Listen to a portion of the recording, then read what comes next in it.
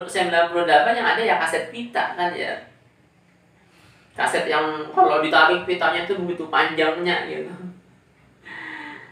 Ya udahlah, saya putuskan untuk menghafalkan Al-Quran seadanya dengan kaset pita. Nah ternyata masalahnya bukan selesai di situ lagi. Bismillahirrahmanirrahim. Assalamualaikum warahmatullahi wabarakatuh.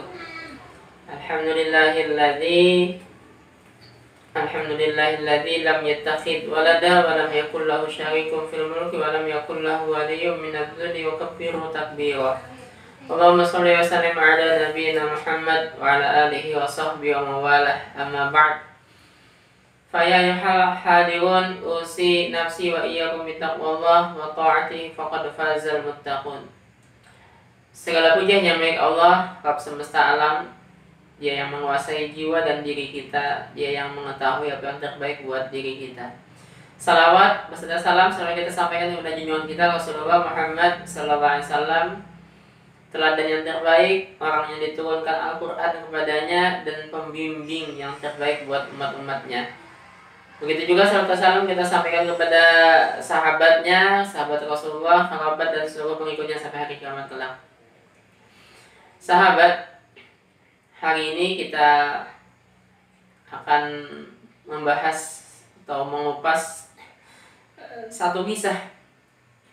Semoga kisah ini bisa menginspirasi semuanya. Ini adalah kisah dan perjuangan saya menghafalkan Al-Quran Al-Karim. Sahabat, saya dilahirkan di Banjarmasin tahun 1984 dari kedua orang tua yang begitu sangat saya sayangi dan cintai. Saya anak paling besar dari 3 bersaudara. Di tahun 96 orang tua saya mengarahkan untuk saya masuk ke satu lembaga pendidikan pesantren. Beliau berharap agar anaknya ini lebih memperdalam ilmu agama, ilmu keislaman. Beliau berharap anaknya ini menjadi pembawa kebaikan dunia, terutama buat akhirat kemudian. Maka masuklah saya ke satu lembaga pendidikan ini, pesantren tahun 96.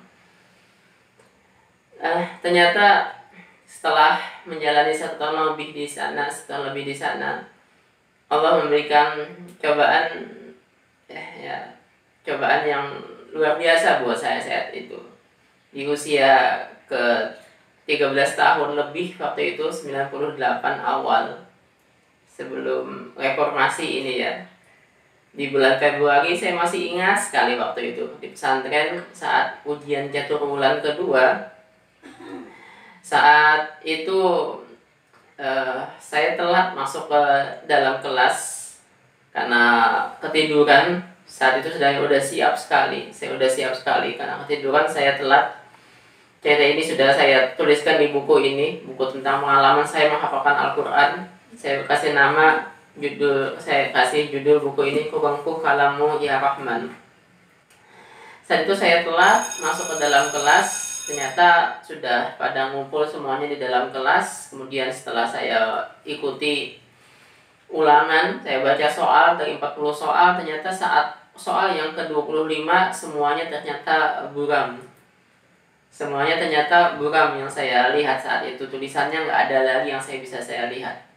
Akhirnya saya nggak bisa lagi melanjutkan ujian di saat itu. Tiba-tiba pandangan saya kabur. Sampai di masa ujian catur bulan itu, ujian saat itu saya cuman akhirnya bisa membaca dari 40 soal, cuma bisa membaca 12 soal. Hilang sisanya. Allah mengangkat penglihatan saya saat itu. Tiba-tiba, walaupun memang sedikit demi sedikit ya. Dan yang lebih mengejutkan lagi, atau yang lebih besar lagi buat saya cobaannya adalah saat itu kedua orang tua saya sedang menunaikan ibadah haji. Mereka berdua sedang berada di tanah suci. Jadi otomatis ya saya nggak ada tempat buat cerita lah ya. Ya udah saya habiskan waktu saya di pesantren saat itu. Nah ikhwah, sahabat, ini buat saya begitu berat.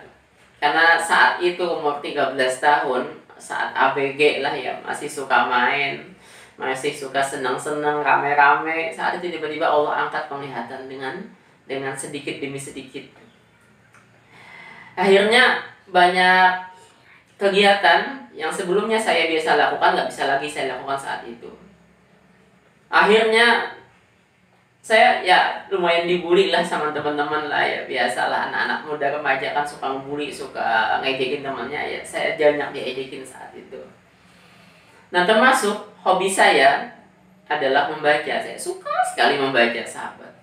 Saya suka membaca di perpustakaan. Saat lagi jam kosong teman-teman lagi main ke kantin, saat istirahat saya mainnya ke perpustakaan menghabiskan waktu. Saat sore hari teman-teman saya main bola di pesantren itu, saya ke perpustakaan, saya baca buku. Nah, otomatis dengan diangkatnya penglihatan ini, akhirnya hobi itu pun terhenti, nggak bisa lagi saya lanjutkan. Dan yang salah satu hobi yang menurut saya ini benar-benar anugerah dari Allah, benar-benar karunia dari Allah. Saat dari masa masih kecil sekali, masa usia 6-7 tahun itu, saya senang sekali baca Al-Quran. Saya senang sekali membaca kalamullah. Yang memang buat saya sih tidak lazim. Jarang anak-anak itu sukanya baca Al-Quran. Anak-anak kan sukanya main ya. Ya saya main senang juga sih. Tapi selain main ya saya juga senang baca Al-Quran. Senang sekali saya baca Al-Quran. Nggak tahu keinginan itu atau senangnya itu dari mana, saya nggak tahu.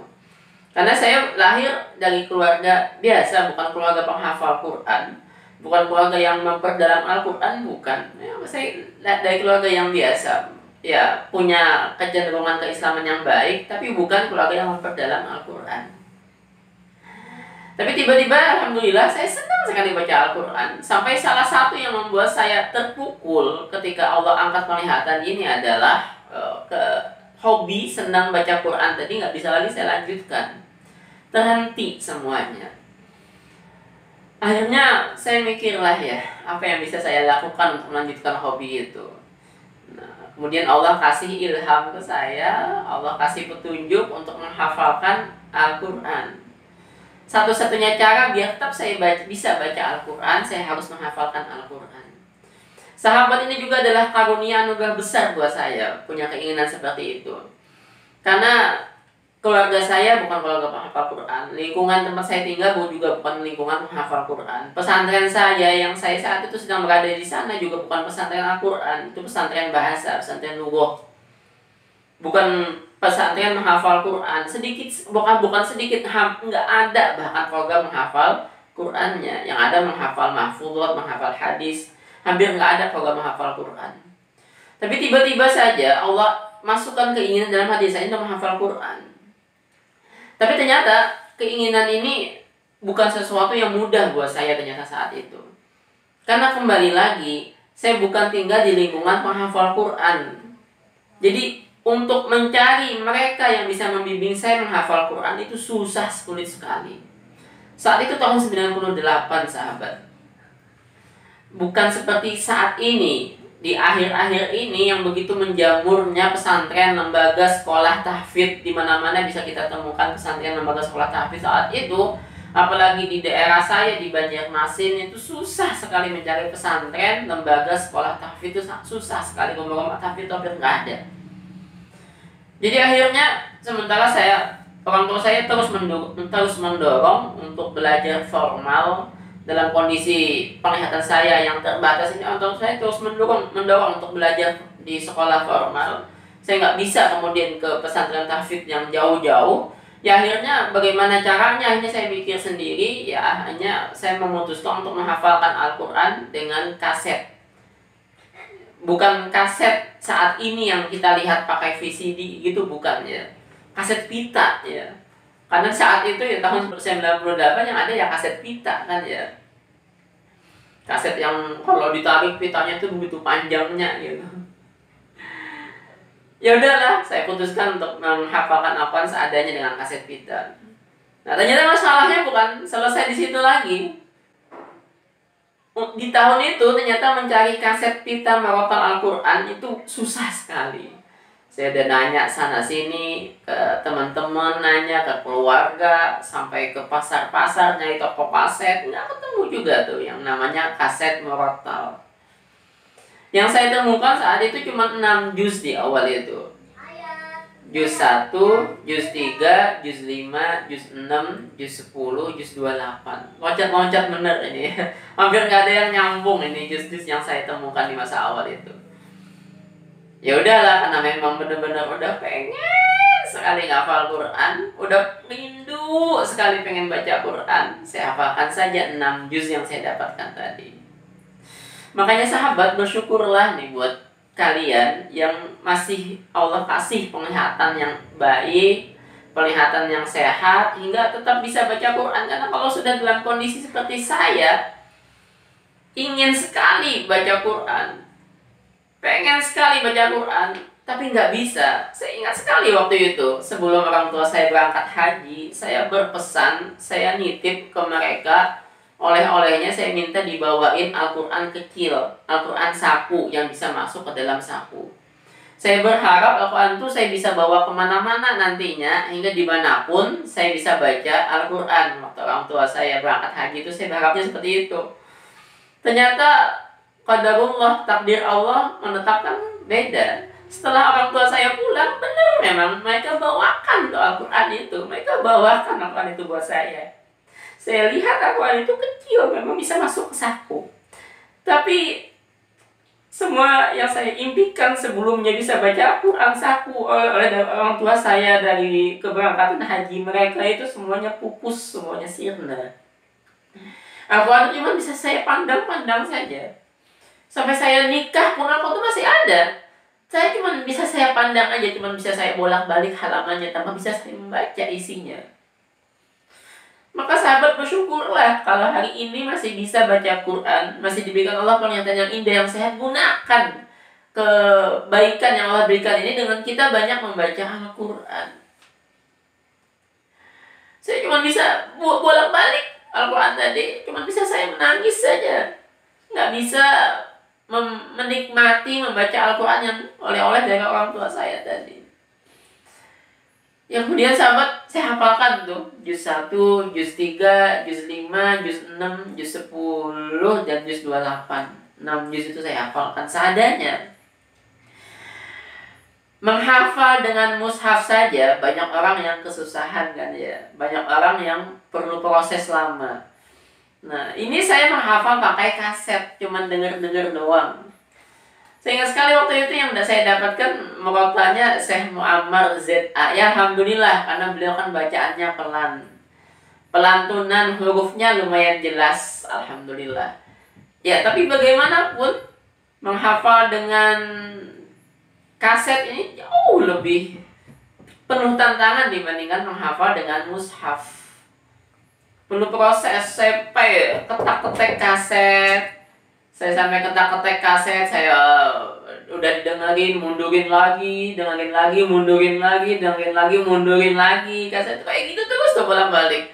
Kalau ngapal mushaf kan enak nih, kita tinggal baca. Misalnya kita ngafalin surat Al-Mutaffifin, wailul lil mutaffifin, wailul lil mutaffifin. Kalau pakai kaset, harus bener-bener pasang nih telinga. Apa sih yang dibacanya? Bener-bener saya dengerin itu. Ketak-ketik apa sih, kadang nggak jelas. Belum ngapal ya, baru dengerin doang, kadang udah ketak-ketik tuh.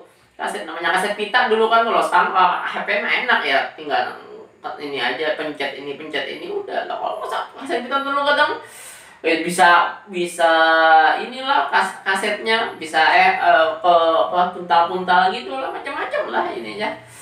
Ya, saya itu sampai nggak tahu, jangankan nomor ayat ya, jangankan ganti ayat, ganti halaman saya nggak tahu dulu itu ngapal Quran itu. Ganti ayat juga, kadang kita ngikutin sehnya, ya ayat juga ditabrak, kita nggak tahu kalau itu ganti ayat. Jangan ganti ayat, juz aja saya nggak tahu dulu itu di mana juz yang awal. Maka sahabat, gunakanlah, manfaatkanlah apa yang sudah kita dapatkan hari ini. Kalau Allah kasih masih kita penglihatan, alhamdulillah. Kita punya guru, syukuri itu kita punya guru. Nah, saya dulu ngafal tanpa mushaf, tanpa guru. Demikian dulu sahabat, insya Allah ya, lanjutkan di sesi berikutnya. Semuanya sudah saya tuliskan di buku ini, Kurungku Kalammu Ya Rahman.